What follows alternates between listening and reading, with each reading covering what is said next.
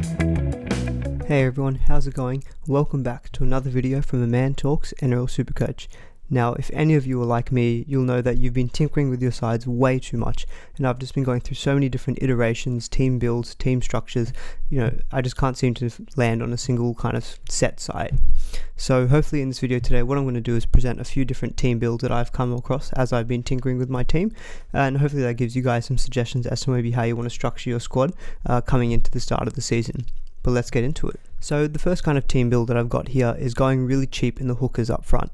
Now there are some potential downsides to this strategy given that the hooker position does come with a lot of upside, but I think given what we've kind of seen now in the past couple of weeks with Harry Grant having an injury to begin the season, combined with the fact that the Rabbitohs do have a kind of tough start to the year, that might reduce the appeal of Damien Cook. I think I've seen a lot of people start thinking about maybe going in cheap in the hooker position because there are some good value options. As you can see in the kind of build that I've got here, we've got like Connor Watson and Jake Simpkin as our two hookers. Instead of Jake Simpkin, you could obviously go with someone like Jacob Little, or you could even put Lachlan Lamb into your hooker position. I've currently got him in the 5'8" spot in this kind of team build. But I think being able to go cheap in the hooker position with the value options we have, it really then does open the door to really stack your other positions.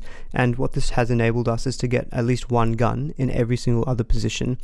So for example, in the front row, I've been able to get Takeaho, where it said if I had to go expensive with say like a Damien Cook, I might have had to sacrifice him to say like a Christian Welch or like another mid-range option. We're still able to keep a really strong second row with this build where we've still got Crichton, Madison and Tino. We're still able to got Andrew Davey, a good mid-range option on the bench, as well as Jordan Ricky as well. Still keeping the front row fairly cheap, just given that I think overall the front row position just always has the least upside of any position, and so you really want to be chasing more value options, given that I think the difference between say mid-range and the gun options isn't always going to be that much. But what this does also let us do is we have a really solid halves position here as well. We've been able to get Cleary and Harris Tavita, both playable options, and Munster and Lamb. Again, I think very solid kind of halves rotation we've got there, and I think one benefit of that is that Cleary and Munster will probably be playing Origin this year, so we've got good backups in Harris Tavita and Lamb that we don't have to worry about later in the season. And going cheap up front has actually also enabled us to have one gun centre in Brighton To'o, as well as keeping all of our cheap cash cow centres that we hope are going to do well to begin the season, like Staines, Tessie New, Jason Saab, and on the bench, Fusatua, Laurie and Simonson, all guys that I've kind of touched on in my centre video. And obviously we've been able to keep Tedesco and Pappenhausen, two gun fullbacks who I think you can't really go wrong with to begin the season. So I quite like this build actually going cheap up front. If I had to kind of make any change to the kind of team that I've put together, I'd probably maybe throw Lachlan Lamb up into the hooker position instead of Jake Simpkin. Potentially what you could do then is put Harris Tavita in your 5'8" spot and put Sam Walker as the kind of 170k half reserve. That is another way to do it as well, but to be honest, it doesn't really make too much difference. I think actually going with Simpkin is better, given that more likely to actually play, instead of say Sam Walker, who's going to have to wait during the season before he actually gets a run. So I think this way actually enables to have almost all of the positions in your 25-man squad playing, aside from say Zach Sadler, who probably won't play until midway through the season. And I think that's okay to have one player who just doesn't play to begin the season. You can use him in the vice-captain loophole, but obviously some people will prefer to have maybe a full 25. This doesn't enable that, but it is quite tough when you're trying to fit in so many gun players as well. But, going cheap up front in the hooker position, I think is a really valid option this season. Some guys who I haven't even got here, I've got like Jacob Little, I haven't got in the team. If you threw Lachlan Lamb up instead of Jake Simpkin, you could maybe get Matt Moylan or Tex Hoy potentially in your 5'8" spot as well.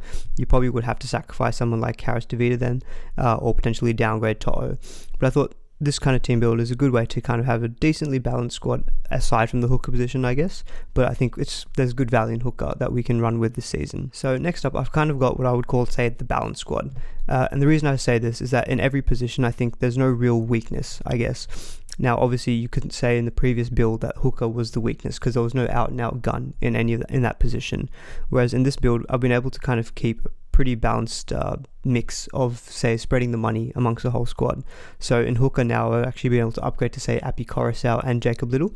So we've been able to have more money up front in the hooker. We've had to actually downgrade, though, in the front row, going down to, say, Christian Welch.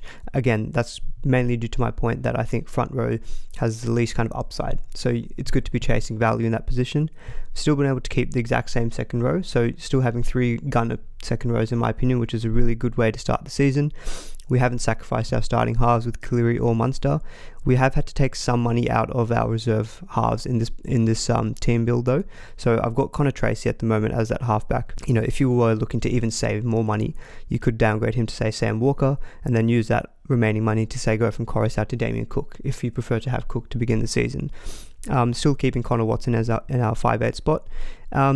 And we've actually been able to also create more money in our centres. I've unfortunately had to make the decision of taking out James Tedesco. I know, can you believe it, guys? I've actually thought of a team draft where I don't have Teddy to start the season. Instead, I've gone Brimson and Pappenhausen. Obviously, I think they're still two gun fullback options, but taking that money out of Tedesco, we've been able to kind of bolster our centre.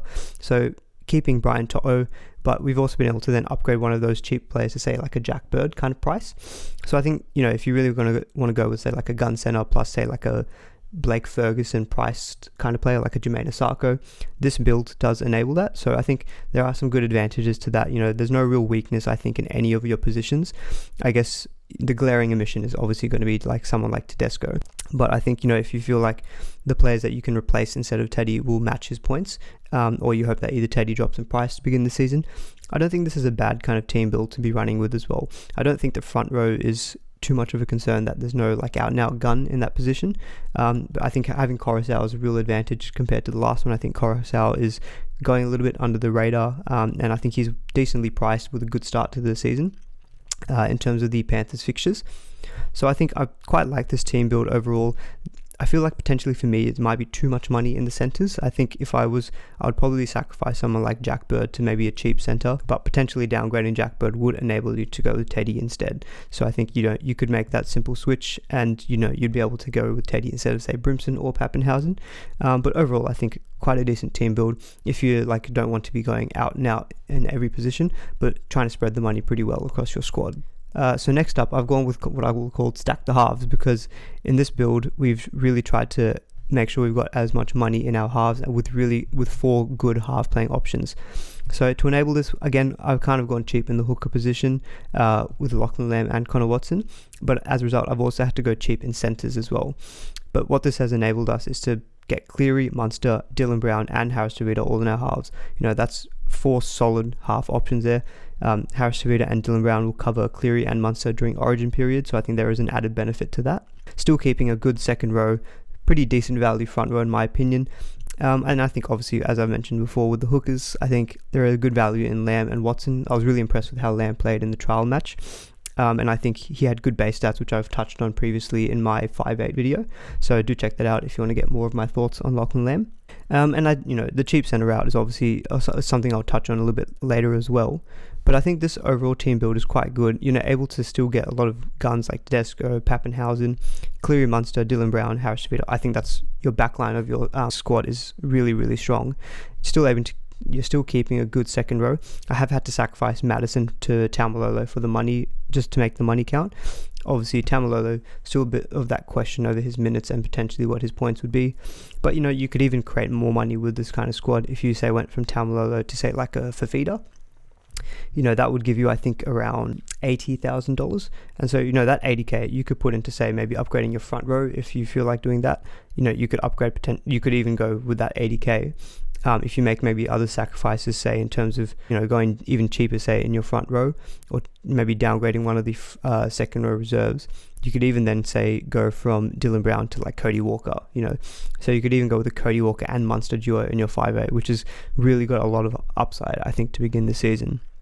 So I think being able to stack the halves is a good way, given that the halves do have a lot of upside, and the sacrifices you're making would be in terms of, say, your centers and your hookers, which I don't think either of is going to be a detriment to your overall squad, given that the hooker has got good value this season, I think, and obviously in the centres, we've got some good cheap options who hopefully can do well for us. So I quite like this stacking the halves kind of strategy. Personally, I don't know if I'd be going with this kind of option myself. I personally just I don't think I have the cojones to be going so hard in the halves, and 5'8", There is obviously a lot of upside, but I think I probably would like a little bit more, say, security in my centres, maybe going with a gun, and also, say, in the front row, maybe upgrading, say, Welch, so like a Takeaho kind of player. But overall, if you really want to be chasing upside, if you're that kind of player, I think this is a good way to be able to really maximize potentially your points. You'll still be able to keep someone like Teddy and Pappenhausen, so I think that obviously is a benefit in itself. But yeah, I can definitely recommend this strategy. Don't think I'll be going there myself. If you're one of those real upside chasing players, I think this could be a good team for you. So next up, kind of what I've touched on before in terms of going real cheap in the centers. This is something I've commonly seen in a lot of people's thoughts, going cheap in the centers, given all the value that we've got in this position.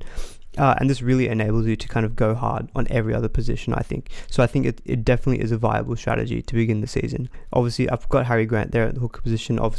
I pulled this together before we found out that he was injured. But, we've still been able to get someone like Takeaho in our front row.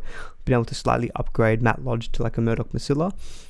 Getting a very, very strong second row with this way as well. Going with Crichton, Madison and David Fafita. Still keeping a good second row reserve.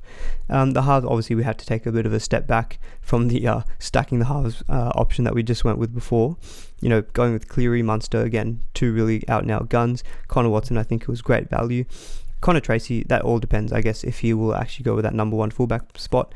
If he doesn't, you can just downgrade him to say like a Sam Walker and create even more money for yourself that you could even use to upgrade your front row, or like go from Simpkin to Jacob Little if that's the way that you want to go. So I think this is definitely like a very viable strategy, going cheap in the centers. And it really allows you to stack your other positions.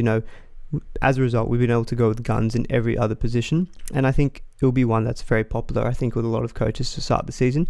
This was my initial strategy that I was going to adopt, because I just really liked seeing the rest of my team, like Grant, Takeaho, stack second row, good halves, amazing fullbacks.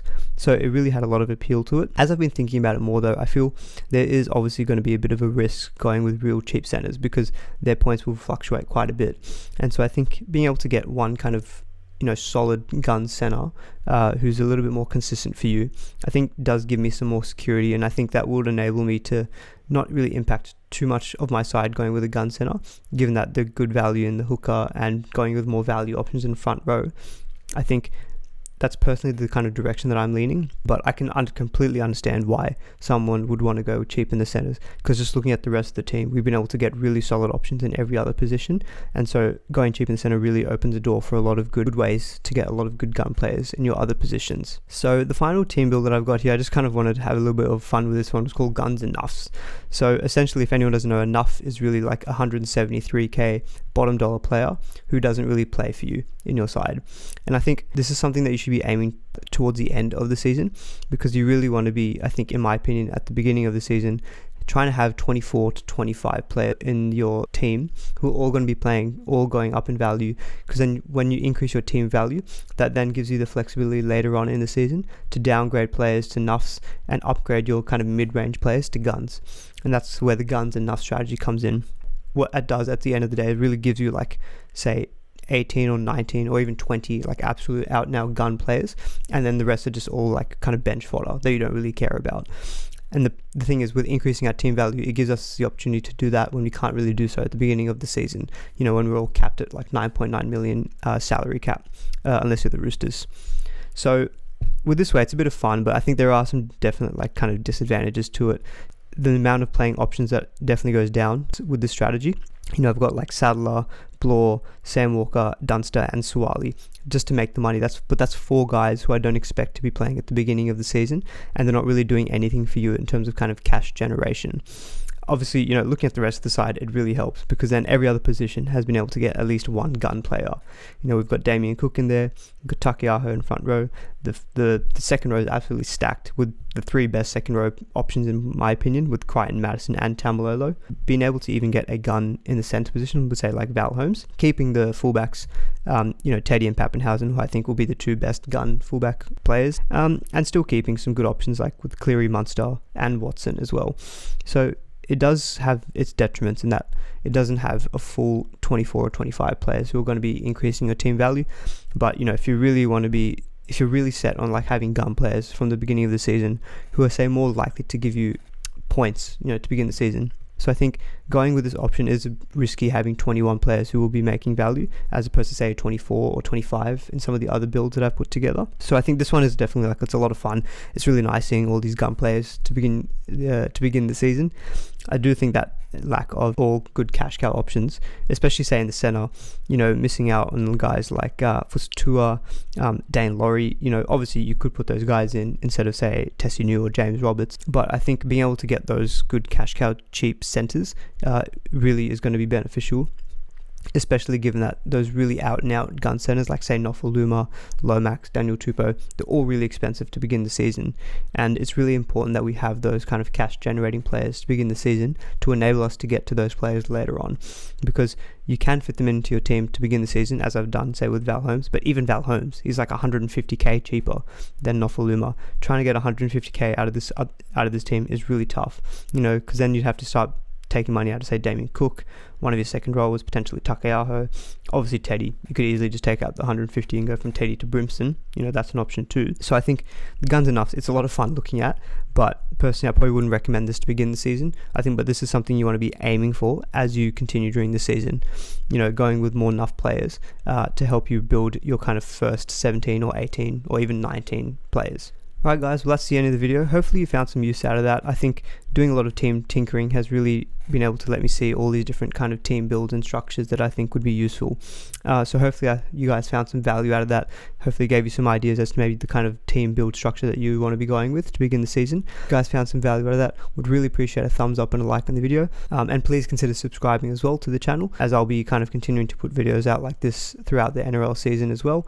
I have also created a league for the channel. Put the code in the description below, so if anyone's wanting to join, feel free to do so. Would really encourage it.